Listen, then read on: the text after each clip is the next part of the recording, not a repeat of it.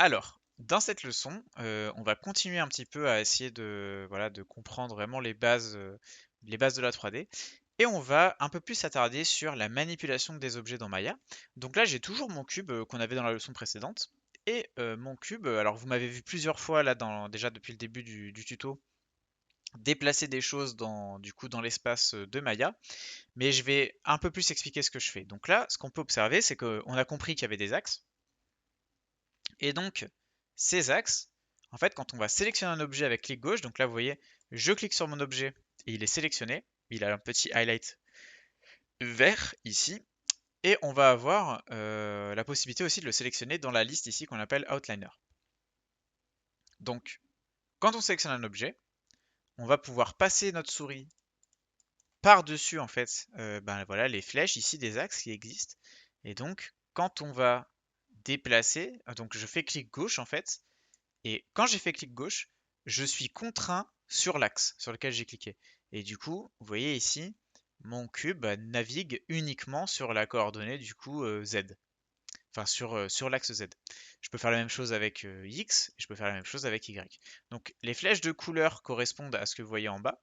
Donc si vous voulez un peu travailler avec les coordonnées. Vous avez le droit aussi de rentrer des coordonnées directement dans la channel box. Donc vous voyez ici j'ai rentré -10 et donc mon cube il avait passé en -10 sur Z.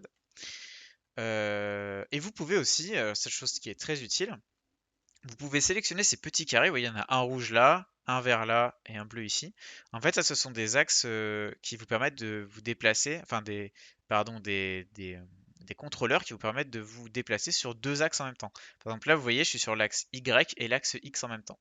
Là, je suis sur l'axe Z et Y, et là, je suis sur l'axe du coup Z et X. Alors pourquoi utiliser ça? Parce qu'en fait, vous avez encore une autre possibilité qui est de cliquer au centre du coup du cube ici, ce qui va vous permettre de vous déplacer sur tous les axes. Ça, c'est quelque chose qu'on fait quasiment jamais en fait, parce que ben, le problème c'est qu'on a envie de faire des choses précises, et comme on a envie de faire des choses précises, ben on veut contrôler vraiment sur quel axe, sur quelle altitude on se déplace, voilà, sur quelle latitude, sur quelle longitude, sur quelle altitude. Donc c'est vraiment important de bien comprendre comment fonctionnent ces contrôleurs. On va vraiment avoir le même système quand on va être sur la rotation ou sur l'échelle. Donc là, vous voyez à gauche, dans mon écran, enfin dans mon interface, pardon, j'ai déplacement, rotation, ici à gauche, et j'ai échelle, scale tool. Respectivement, quand vous passez votre souris, vous voyez entre parenthèses, il y a marqué Move Tool, entre parenthèses W, Move Tool, alors Rotation Tool, normalement s'il veut bien s'afficher, Rotate Tool, entre parenthèses E, et Scale Tool, je vais y arriver, entre parenthèses R.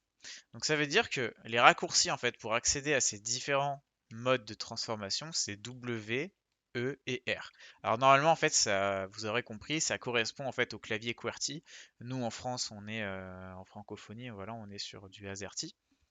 Bah, c'est un petit peu, on va dire, moins optimisé, mais quand même on s'y fait. Dans quasiment tous les logiciels, on retrouve toujours ce combo W pour les déplacements, E pour les rotations et R pour les échelles. Donc vous voyez que quand j'appuie, je navigue. Même à gauche, là on voit l'interface se met à jour. Et donc voilà, donc quand je vais être sur par exemple la rotation, eh ben, je vais pouvoir saisir par exemple ici l'axe vert et me déplacer uniquement sur un axe, ce qui est quand même très pratique parce que bah, si je clique n'importe où, bah, ça bouge dans tous les sens et du coup je suis pas très précis sur ce que je suis en train de faire.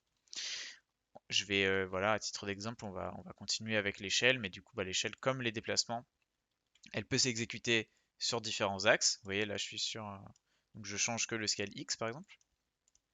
Et donc par ce biais-là, on va pouvoir donner des formes et c'est tout de suite ce qu'on va faire en fait dans la leçon. On va commencer un petit peu à modéliser de manière très sommaire.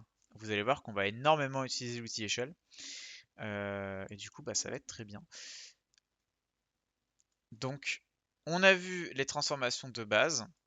On verra un peu plus tard qu'en fait vous voyez par défaut là le centre, enfin l'épicentre depuis lesquels se font ces transformations, on va toujours appeler ça le pivot. Par exemple, vous voyez là quand j'ai mon pivot qui est au centre de l'objet actuellement, donc quand je fais une rotation, la rotation se fait depuis le centre de l'objet.